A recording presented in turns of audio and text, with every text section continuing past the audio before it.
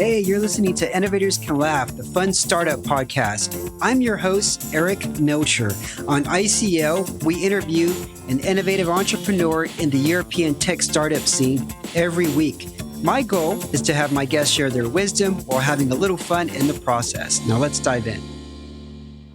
Hello, beautiful people. How y'all doing? Eric Melcher here. And thank you so much for taking the time to join me out of your very busy day as I get to talk to some of the most inspiring and innovative people in the startup scene here in Europe. Now, I'm going to introduce you to Adrian, but before I do that, I don't want you to miss a single episode of the show. So whatever platform you're on right now, if you haven't already, just reach out and give that subscribe button a push. That way you're notified every time there is a new episode. Anyway, my friends, I'm really excited about this. I'd like to introduce you to Adrian Cighi. Adrian started his career in the financial field, having worked in Great Britain and for companies such as Banca Transilvania and Goldman Sachs. He then co-founded Pago, which is an application that automates payments to suppliers, and they have close to 400,000 active users and are projected to do about 3 million euro in operating revenue in 2023. Adrian, welcome to Innovators Can Laugh. Hi, Eric. Thank you. Thanks for having me. Yeah, pleasure. So Adrian, it's funny that sometimes when you visit a place or you first move to a place, you see things that in some cases you're like, wow, this is advanced. We don't have this back in my home country. So for example, a few years ago, I first went to Promenada Mall.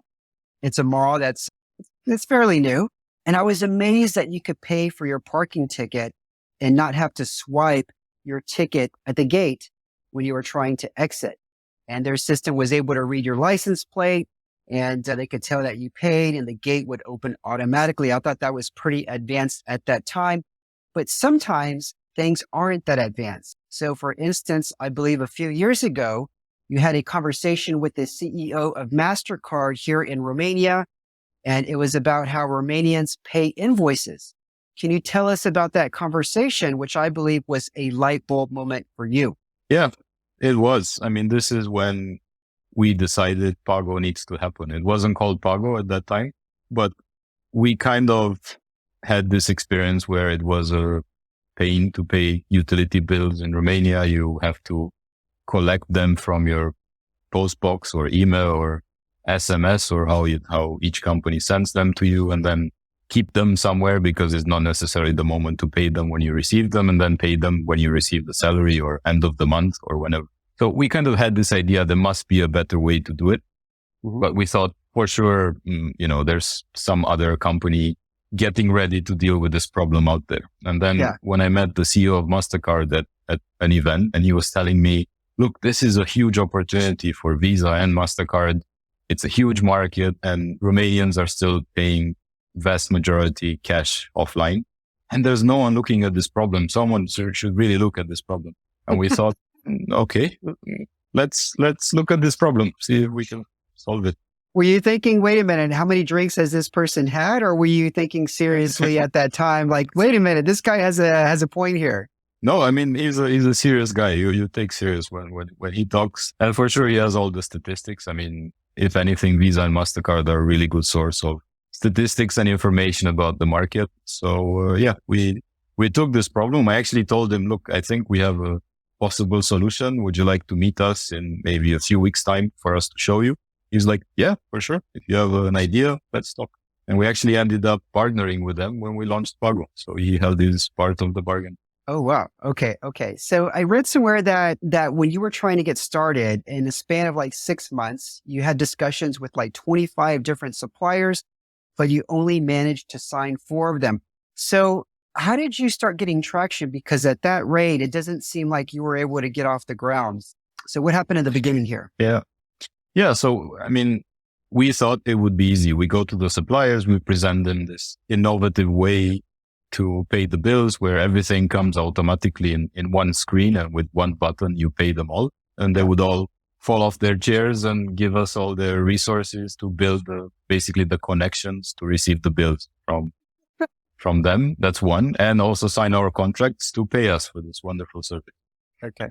And both of those did not work. I mean, they were struggling to allocate resources for the projects they already had to build online platforms and go towards digitizing their business and also signing contracts. I mean, for them, adding a new method of payment is not such an easy thing to do. So we pivoted basically. It was either we give up the idea or we find someone else who went through all this process. And this was a bank, Banca Transilvania, where I had the advantage of being part of their team before. I worked in Banca Transilvania for 3 years in their asset management business. So, and I also knew the CEO from my current role at the time. I was an investment analyst covering banks in Romania for an American investment management company who was a big shareholder in Banca Transilvania. So I kind of had his, let's say, attention, for 1 hour every few months. Gotcha. And in one of these meetings, I told him about the idea, and he actually said yes from the first meeting. I was so surprised. And I think we were really lucky because the timing was perfect. They were just taking away bill payments from their physical locations. And for him, this was a way to kind of show, yes, okay, we're taking bill payments away from our branches, but look, we are launching this way better solution for paying your bills. So the solution for us was we use their contractual agreement, but we build the experience and we make it much easier for you to see the bills and pay for them. Okay. So while this is all happening, before they came on board to help out, how were you covering like all the costs to like build the platform or the application? Was there any sort of investment from the initial launch, or was it just out of pocket? It was our money, me and Alex, my co-founder. We invested our own money at the beginning, but Banca Transilvania, they also became a shareholder very early in the process. So at that first meeting with the CEO, he said, okay, we'll help you, but I would like to become a shareholder in this company with the bank, of course, not himself. So the bank itself became a minority shareholder even before we launched the product, and they helped us then finance the more expensive part where we actually had to build the product that we were presenting in our slides and launch it and market it and so on. Were you or Alex doing any of the coding, or is that somebody you hired a developer for that part? This was Alex's team. So Alex, before Pago, he had his own app development studio where he was building apps for external clients. Gotcha. Pago was one of those projects, but then as the project grew and started taking more and more of his and the team's time, it became like a full-time thing for them. Okay. And for the audience, what does Pago do, Adrian? It saves time in 2 words. So instead of spending 1, 2, 3 hours per month collecting bills and checking due dates and remembering when you have to pay them, everything is everything happens automatically. So you receive the bills in the app as they're issued. You receive notifications when you have the new ones. Then you receive notifications when they're due. You can pay all with one confirmation. We actually have one client. He holds the current record for fastest payment in the app. So he paid 34 bills in 28 seconds. So we have the time when he opened the app, when he finished all the payments, it was 28 seconds. I mean, it's really fast once you set up all the suppliers. And obviously you can pay for multiple locations. So if you have a lot of rented locations, or you pay for the office or for the parents, grandparents, someone else in the family, you can also get their bills sorted. You can add multiple cards. So you pay your own bills with your own card, your parents' bills with their card, and so on. So everything is there for you to not spend time with this. And not just utility bills, we also have insurance and a bunch of other payments, which are repetitive, either monthly or annual, that you sort really fast. Okay. Who's your typical customer? Because I thought it was just a typical, resident homeowner. But it sounds like maybe there's small business owners that are taking advantage of this. So who's your ideal customer? The typical customer is, individuals, homeowners. I mean, we do have some people paying for their business utility bills. So if you have a small office, or lawyers and doctors who have their own practice and so on, they pay the bills from Pago. But vast majority of bills is, individuals paying for their 3-4 bills they receive every month in their household. Okay. And then, once they get this sorted, they add other bills if they manage payments for multiple locations. Okay. And what are like the 5 top bills that people are paying besides like the utility? So it's utility bills. So you have your electricity, gas, telecom, mobile, water, and waste collection. Those are the main ones. Okay. And then we also have the option to pay installments if you have consumer loan, if you pay off your credit card, insurance installments. There's a few other, let's say, not necessarily utility payments, but you still have to make a monthly payment. So if you have a contract with your fuel, like a fueling station, there's a service where you go and fill up your car and then you pay at the end of the month. You don't pay on the spot. We have companies like Avon and Oriflame with their cosmetics, security companies. This is quite a big and growing sector in Romania. So basically anything that you pay on a monthly basis and there's a barcode on it, you can pay it from Pago. We have over 400 companies you can pay to. Yeah, I need to tell my wife to use this because she's always like every month, like, oh, I got to pay the bills. And like, she'll spend like a couple of hours. And I'm like, what are you doing? Can't you just like automate this somehow? So I don't think she's aware of this, but I'm going to tell her right after this call. Now, how did you get your first users? I mean, you guys almost have 400,000 users, which is quite a large number, for the size here of the country and the population. How did you start getting traction? So it was 2 things. The first users were actually the employees of Banca Transilvania, our shareholder by this point. When we launched the app, they suggested, let's give the beta version to our employees, which at that point they had 6,000. Now they're up to over 9,000 or something. Okay. So we basically had not all 6,000 install the app, but we had probably close to 1,000 people installing the app and sending us feedback.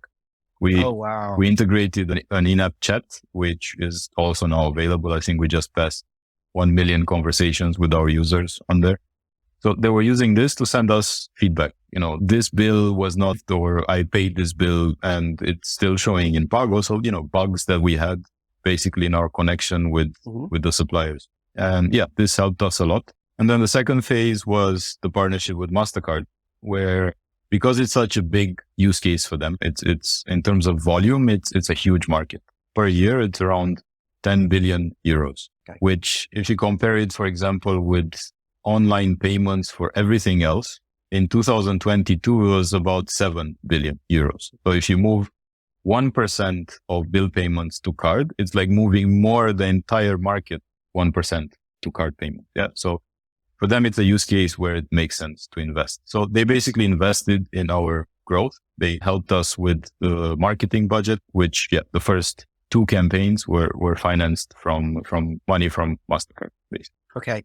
And you're expanding outside of Romania. I think you're in Poland now, in even Italy. Is that correct, Adrian? Yep. Yeah, the app is launched in Poland, and this year we are working to launch in Italy. Now, how are you getting those contracts in those countries? I know here in Romania, you worked with Banca Transilvania, but how are you doing it abroad? Yeah, in the meantime, we moved from the necessity to sign contracts with suppliers. Obviously, it's an objective for us. We try to sign contracts with as many as possible. And in Romania, we have a lot of them. But in other countries, we basically add suppliers. Our users add the suppliers in the app. So if you have 4 different bills from 4 different companies and in Pago, you can only find 2, there is an option in the app to send us an example of the bill. And then we set up that supplier. So payments arrive where they should in the account of the supplier. And to them, it looks like a payment made through a bank transfer and it gets confirmed in the account of the user, but we don't have a contract with the supplier to actually process payments. And this is actually the most difficult aspect about what we do. I mean, in each country, there's hundreds, thousands of suppliers. In Italy, there's over 1,000. If you would have to spend time to sign contracts with all of them, it would take forever, basically. Even Banca Transilvania in Romania, they had 62 contracts when we started. Now we have over 400 suppliers in India. So you still don't cover the entire country, even as the largest bank in the country, with an objective to actually add as many suppliers as possible. So what we do is we go in a new country, we try to populate the list of suppliers as fast as possible, get some traction going, get some transactions happening. And then when we go over, 1,000, 2,000, 5,000 transactions per month, Then we go to the supplier and say, look, we just processed 5,000 transactions for you last month. We send them one by one. Maybe it would be nice if we send you a nice file every morning, or we send them over, by API, and you can process those transactions easier and sign a contract. Right. And the usually demand the is answer there. is yes. And that's how we. Yeah. Makes it a lot easier. Are you currently planning another stage of investment at this time, Adrian? I mean, the business is generating the cash to cover most of our expenses. So our kind of burn rate, as it's called, is not that big. We are now expanding the team, but also the revenues are growing. So it looks like from the current planning, probably end of this year, beginning of next year, if we really manage to grow as fast as we hope, there will be a kind of gap between money going out and money coming in that we would need a financing. But otherwise, also until now, we managed the business, not necessarily bootstrapped. I mean, we did take financing, but more in debt, not equity financing, which helped us grow until now. Okay. Who's your biggest competitor right now? Is there a competitor in the market here in Romania? Whenever I get this question, I say Habit is our biggest competitor because people are so used to the way they pay the bills now. They don't take 5 minutes to try it. But otherwise it's, other ways of paying bills online, I guess. So when you go to your bank, you can pay the bills. It's still a manual process and it takes time, and you need most of the time to have the physical bill, or at least the electronic one in front of you. So in terms of experience, there's a couple other apps who kind of try to copy us. I like to think it doesn't work as nice as it does in Pago, and not for sure not with as many suppliers. Yeah. But even if we take together what we do as part of the market plus them plus everything else online, you still get to 25%. So 75% of the market is still paying offline, spending 2-3 hours per month with something that should take really a couple of minutes. So it's habit still, I think. Yeah. Habits are hard to break. Yeah. Most people who have no desire to change. Oh man. Okay. Yeah, now, true. Adrian, something else that I found fascinating. You're also co-owner of Champ Du Golf. Can you tell us what that is and why you got interested in being an investor in that?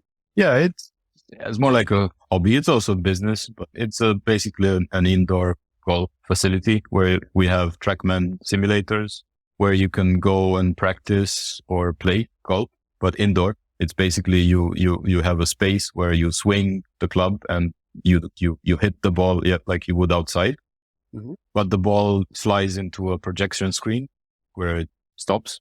And then on that screen, you see a projection of what would have happened if you would be outside in really nice high definition 4K resolution.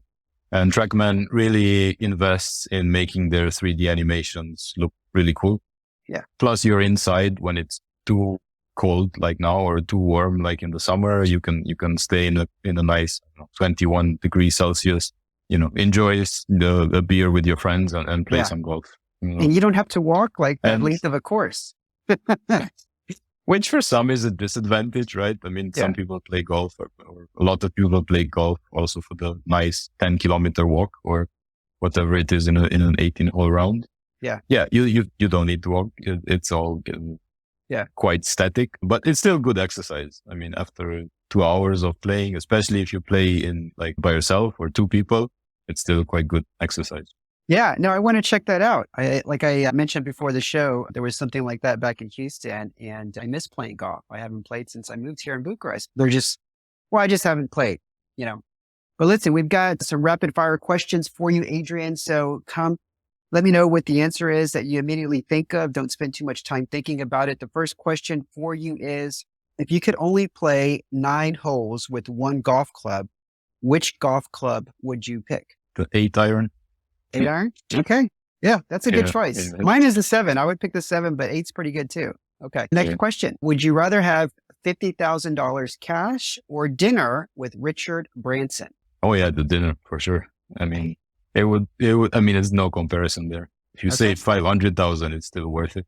I probably wouldn't pay this much for it if he's watching or listening, Yeah. But yeah, I mean, conversations with people like that. Richard Branson is one of my inspirations. I mean, I read probably all of his books, and I think the way he kind of developed so many businesses in so many different fields with not much knowledge about the sector before getting into it, just with his kind of passion and ability to build teams around him. It's fantastic. So good dinner for sure. Yeah. I started watching a series on Netflix about him and I got through the first episode. I think there's like 3 or 4, but he is definitely fascinating. Very fascinating. Yeah. Character. All right. Next question for you. What's the most interesting thing you have done in the last 26 days, Adrian? Lost 6 kilograms. Really? How did you do that in 26 days? That's a lot of weight.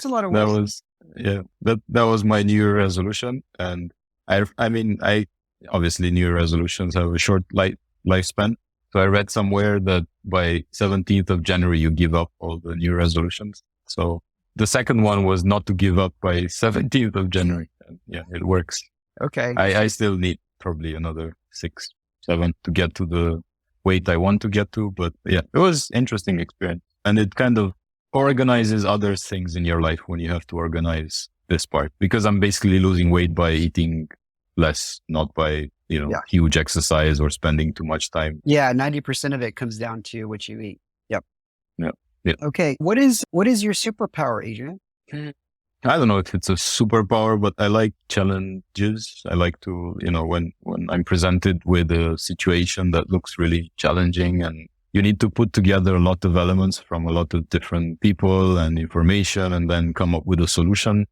That's what the part I like about, Pago and my previous roles as well. That's when I feel like I love what I do. Okay. What is a favorite childhood toy that you played with? I had this really cool little car. I mean, in Romania, post-communist Romania, there weren't a lot of toys available and we all had the same toys. But I had this really cool, I think it was a Hot Wheels or something, where you pull it back and it goes fast forward. I mean, this was really advanced one. Whenever we competed against other kids outside, mine always won. And then I think someone stole it from me during a camp, or probably I lost it. I don't know, but it just disappeared one morning. But yeah, I really like that one. It was cool. Okay. All right. Adrian, thank you so much for coming on the show. Where can people learn more about you and Pago? I mean, obviously all the, channels. We have social media and our website and so on. And yeah, we also try to from time to time go to events, especially startup events and tech events. This year, I really made another resolution to meet in person as many people as possible, stay off calls as often as possible. So I plan on going to all the events that are organized in Bucharest. So hopefully I'll see some of you there. All right, Adrian. Okay, everybody, think about how inspired you feel right now from Adrian's story. Imagine you if you missed out on that. So what I want you to do now is pay for this. That's right. Go to our YouTube Innovators Can Laugh page and subscribe. Or if you're listening to this on Apple or Spotify and haven't already, give that subscribe button a push and share this on Twitter or LinkedIn. And we're even. This podcast is not free. You have to click to subscribe. All right, then. Have a wonderful day, and I'll see you on the next episode. Thanks for listening to the show. If you enjoyed it, I'd really appreciate it if you could give us a review and star rating. Also, don't forget to sign up for the ICL newsletter at innovatorscanlaugh.com, where you can get the bio and details of each guest. Thanks.